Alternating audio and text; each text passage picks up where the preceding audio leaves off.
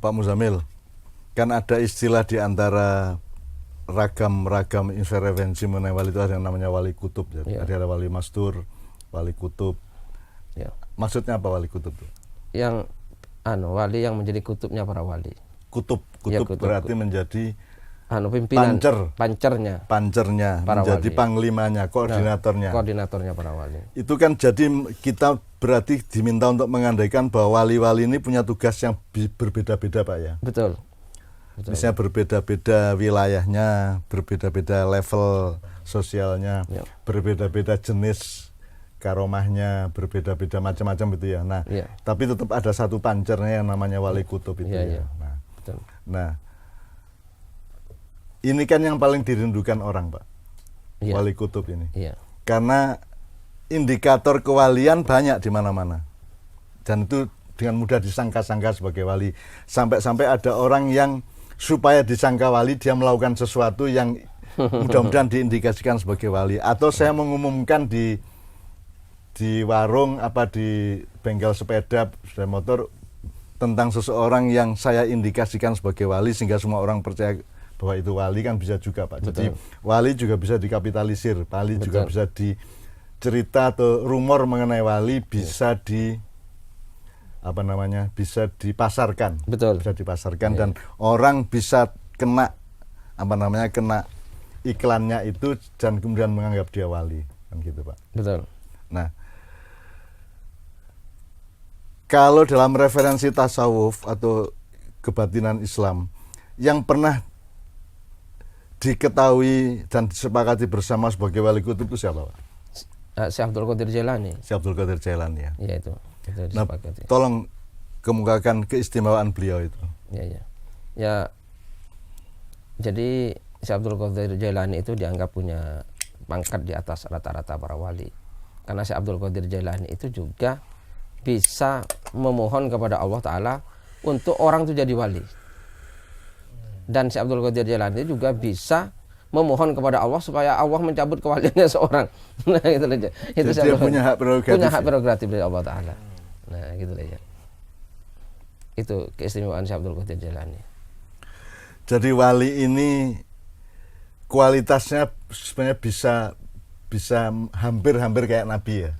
Kualitasnya ya. Kualitasnya meskipun skalanya mungkin berbeda, kedalamannya berbeda dan tugasnya juga pasti berbeda. Tetapi itu levelingnya, jadi stratifikasinya hampir sama.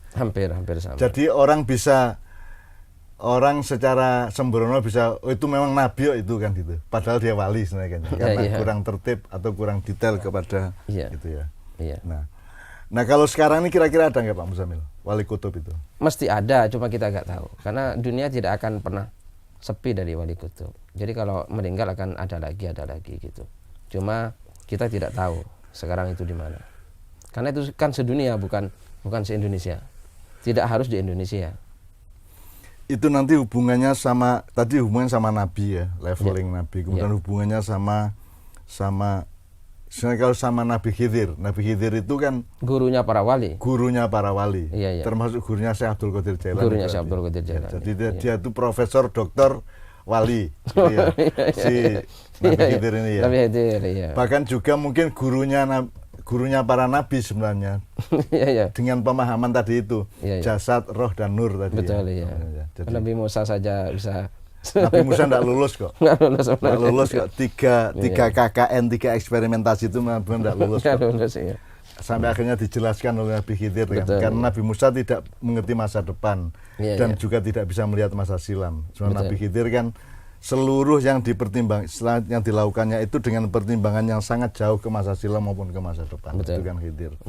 Nah, sekarang kalau hubungannya sama paket-paket khusus seperti Imam Mahdi, sama kalau dalam bahasa Barat itu Mesia, atau kalau di Jawa Ratu Adil dan seterusnya itu Pak Muzamil.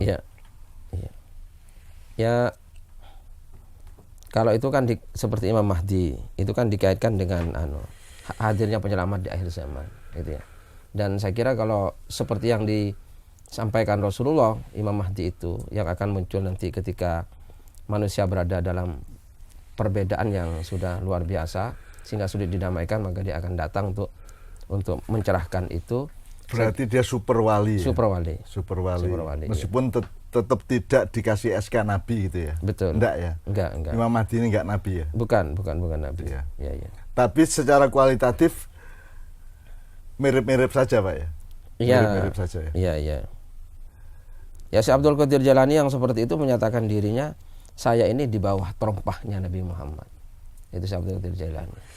Jadi kalau mau ngomong wali sebenarnya kan the most wali of wali adalah Muhammad sendiri. Iya. Jadi Syekh Abdul Qadir Jailani begitu, saya ini di bawah terompahnya Nabi Muhammad. Saya di bawah sendalnya, Pak. Iya. Ya, gitu kan.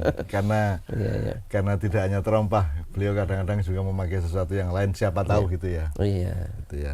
Dan justru karena kerendahan hatinya di situ itu saya kira jadi tinggi makomnya Syekh Abdul Qadir Jailani.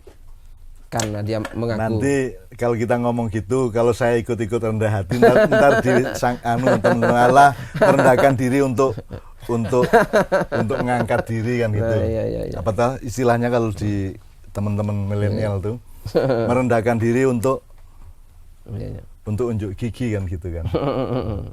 Loh kita ini kayak saya ini Pak, bukan hanya saya kira saya tidak akan berendah hati Pak. Iya. Karena memang saya rendah. Iya. Gitu loh Pak. Iya. Saya memang rendah. Iya, memang rendah. Jadi itu bukan sikap, itu memang fakta hidup saya rendah. Jadi saya tidak punya keistimewaan apapun, makanya saya bilang kalau saya bilang saya itu ngasak di sawah di belakang para pemanen. Artinya pemanen itu kan mungkin sarjana, ulama, kiai, ustadz. Saya kan di belakang mereka. Iya. Itu bukan saya merendahkan diri, memang begitu kan, buktinya kan kita minta tolong Pak Muzamil karena Pak Muzamil yang ngerti ilmunya. Saya kan ngawur aja kan gitu. Saya cuman nekat, kalau bahasa Jawanya nekat aja. Yang penting saya tidak berniat buruk sedikit pun gitu loh terhadap kehidupan kan gitu. Iya. Oke, alhamdulillah rabbil alamin, mudah-mudahan bermanfaat untuk teman-teman semua.